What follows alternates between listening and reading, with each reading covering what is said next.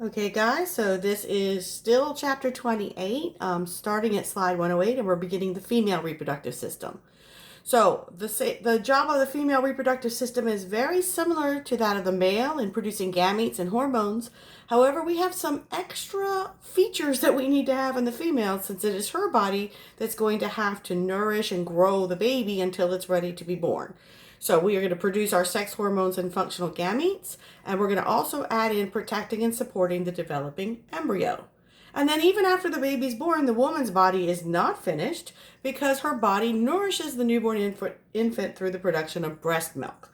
So the main organs of the female reproductive system are going to be your ovaries, which are the gonads, uterine tubes or fallopian tubes, uterus, vagina, and external genitalia. So this is an inside diagram, the sagittal view. So we see one of the two ovaries. Here is the fallopian tube. This is a side view of a sagittally cut uterus. The opening to the uterus here is the cervix, and then the tube leading from the uterus to the outside of the body is the vagina.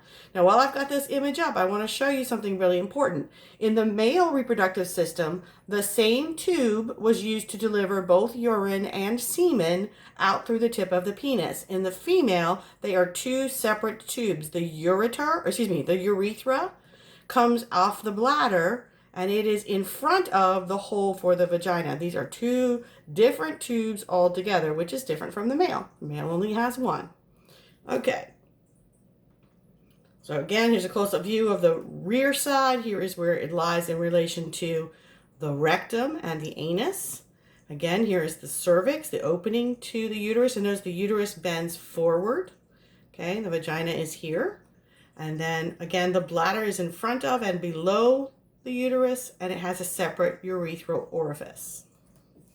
The layers of the uterus include the perimetrium on the outside, the myometrium, which is the thick, smooth muscle layer, and then the endometrium on the inside. The endometrium, we're going to learn in the chapter, has two different layers to it. One stays all the time. The other one is built up over the course of the menstrual cycle and then is shed about every 28 days.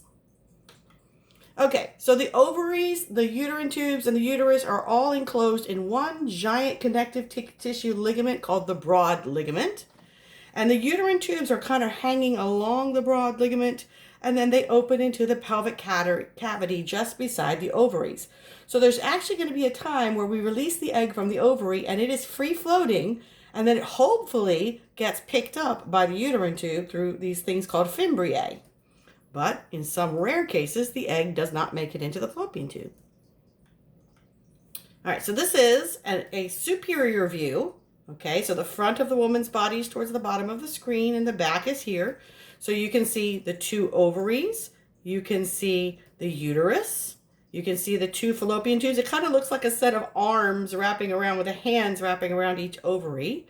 Okay, you can see this is where the rectum and anus would be, and the sigmoid colon. And now we can see all these ligaments. So we have the broad ligament here. Okay, and then we have ligaments on either side of the ovary. The one from the ovary out to the wall of the abdomen is called the suspensory ligament. It's suspending the ovary.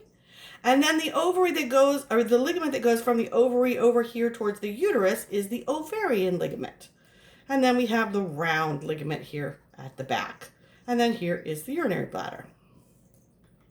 So there are two spaces in front of and behind the female uterus that are called pouches. So we have the rectouterine pouch, which is behind the uterus and the front of the colon. And we have the vesicouterine pouch, which is in front of the uterus. It's between the uterus and the bladder. Okay, here is an actual cadaver view. Now, the ovaries are where we're going to create our gametes. They're small, almond-shaped organs that are near the walls of the pelvic cavity, and their main job is to produce immature gametes or oocytes. They are also a major site of female sex hormone production, including estrogen and progesterone, and they also secrete inhibin, just like we saw inhibin being secreted by the testes. We help support the ovaries with a mesovarium, which is a big thick fold, the ovarian ligament, and the suspensory ligament.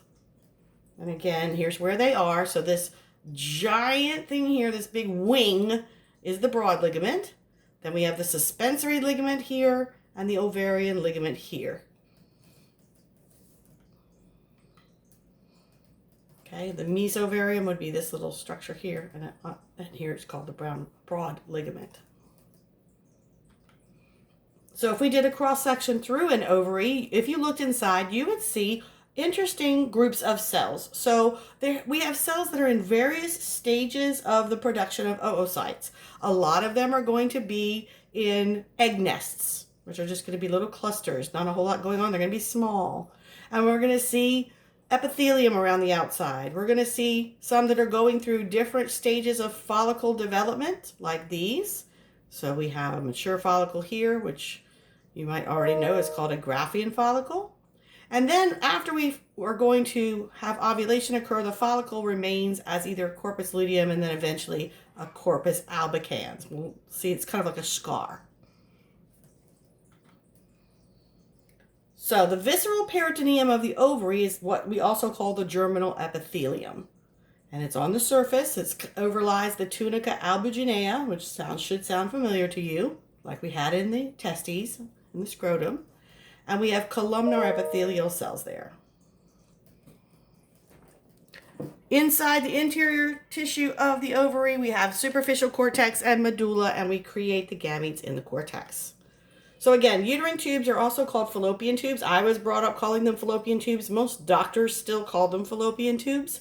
An even rarer term is oviduct. That's usually applied more towards animals than humans, but they all refer to basically the same structure. And it's a hollow muscular tube, and its job is to get the oocyte from the ovary to the uterus. It's also hopefully the site of fertilization. So the uterine tube or fallopian tube has three parts.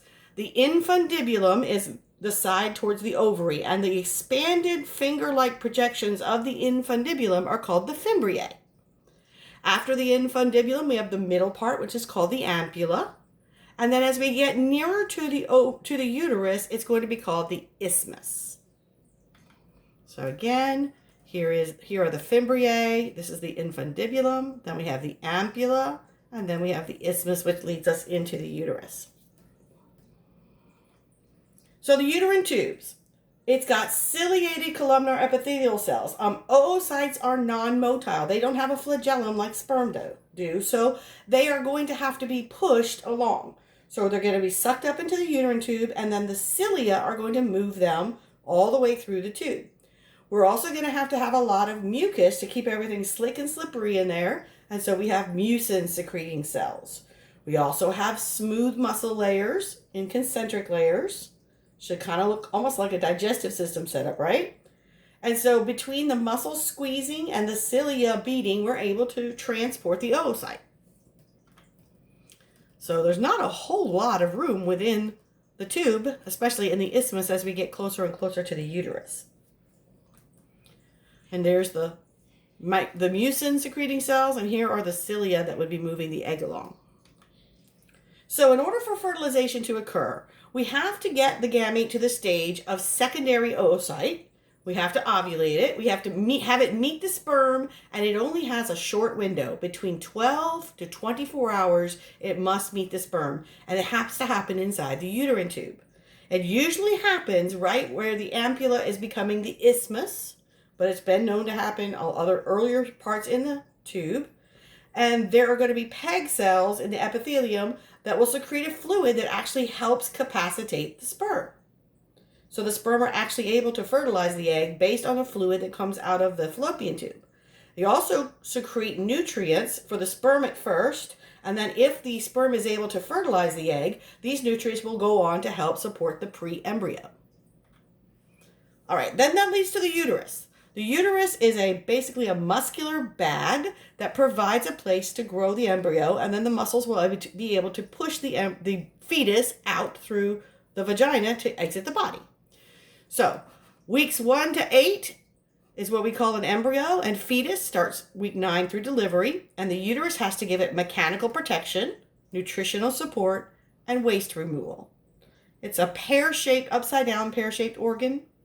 It usually bends towards the front. It's an anteflexion, although there are women who reportedly have a retroflexion uterus, retrograde uterus, retroflexion, and in that case, the uterus bends backwards. And we've already mentioned a few ligaments, but here are a few more. The uterosacral ligament stops it from moving inferior and anteriorly. The round ligament prevents it from moving on the backwards. And cardinal ligaments prevent it from going down.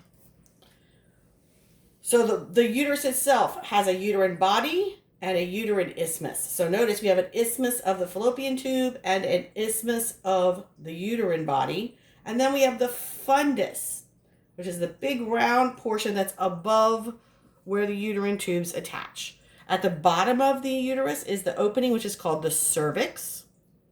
And the hole is kind of like a donut shape. In the cervix is kind of like a donut shape with a hole in the middle. The interior side is the internal os. The one that leads to the vagina on that side is the external os. And it leads into the cervical canal. And that will continue with the vagina. I'm not going to ask you about arteries for the uterus. Just know that there are uterine arteries. We're all good there. Okay? So here is a fundus of the uterus. This is the body of the uterus. This is the isthmus of the uterus. This is the internal os, would be about here, and the external os is here. This is the cervix, which is kind of protruding down here. And then it leads to this tube here, which is the vagina. I'm not going to ask you about the nerves, so I'm going to kind of skip through that. Okay, the uterine wall. I mentioned this before. There are 3 layers to it. Perimetrium, which is around the outside of the whole uterus, is a serous membrane. It's continuous, the peritoneal lining. The myometrium is, myo, means muscle. This is the thick layer of smooth muscle that takes up most of the wall of the uterus. And then the inner layer is called the endometrium, and it is full of glands that will secrete and create extra tissue in the endometrium. So there are going to be 2 layers to the endometrium.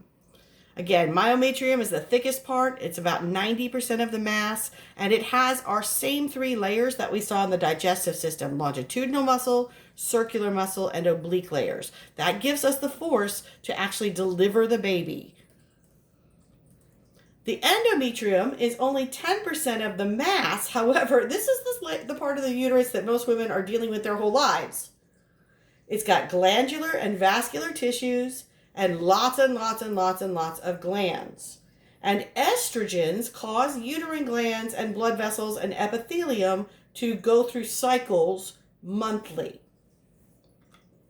So here's a cross section through the uterus. So this would be my perimetrium on the outside.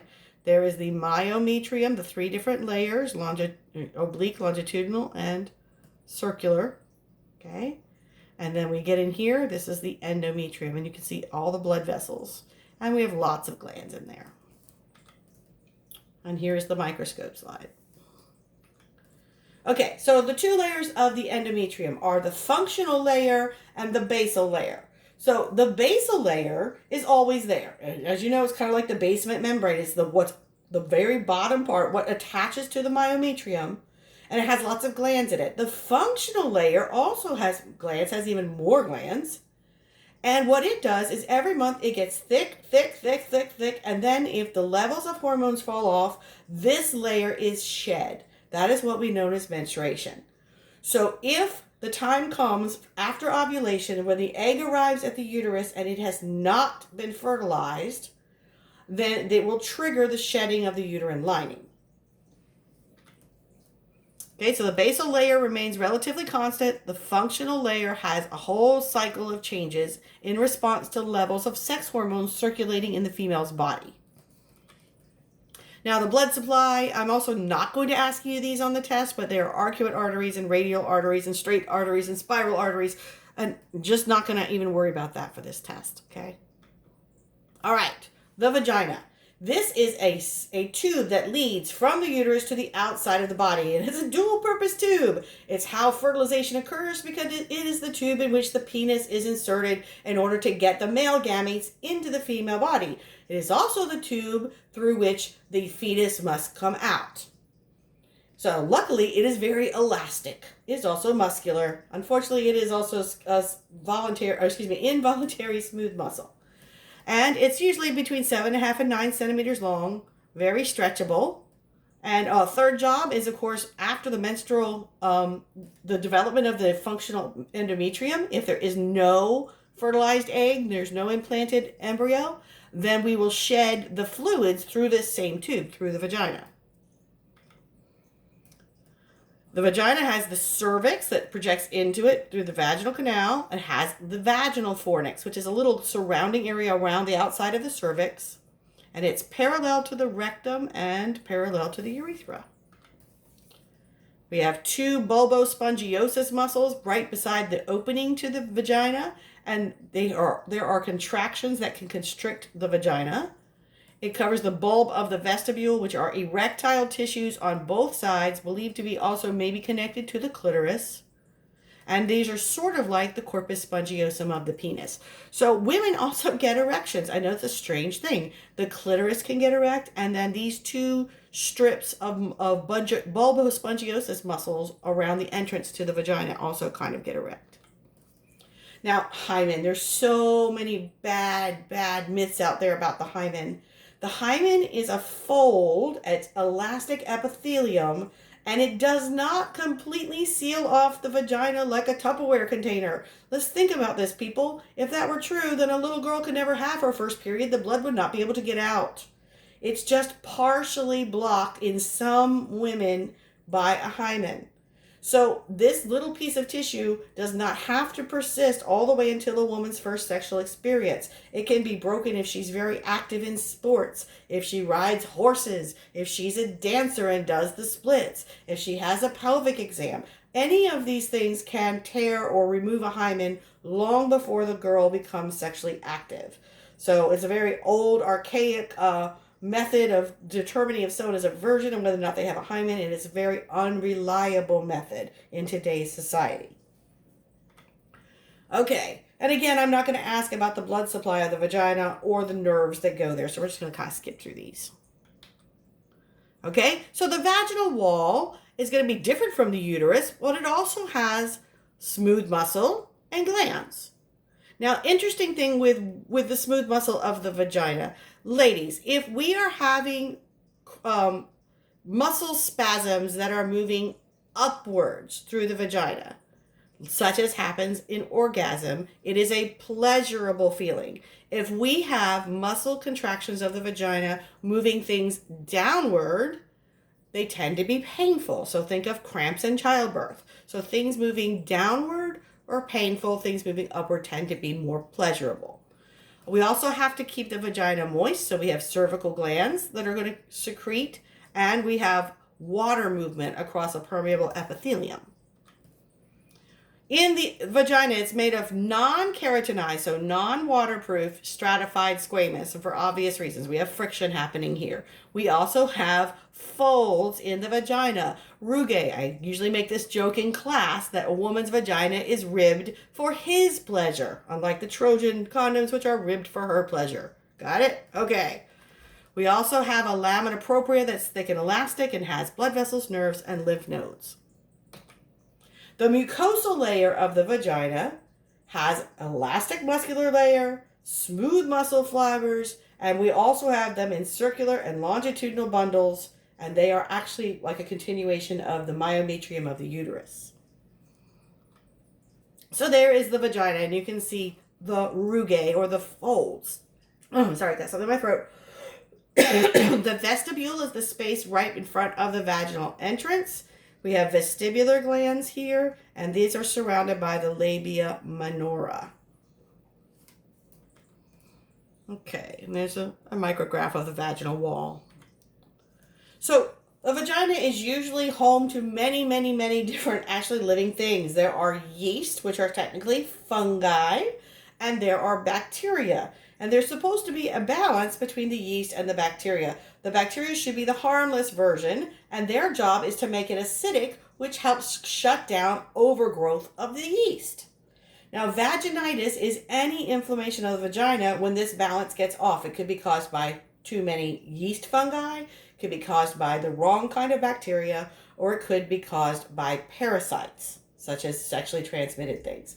Now, women who have gone on antibiotics for an infection elsewhere in their body know what comes next. If you knock out all the bacteria in your body, then you also knock out the beneficial bacteria in the vagina. And with them absent, the yeast take over. And so a woman who might have strep throat and goes and gets penicillin will end up with a yeast infection. So then you're going to have to treat the yeast infection.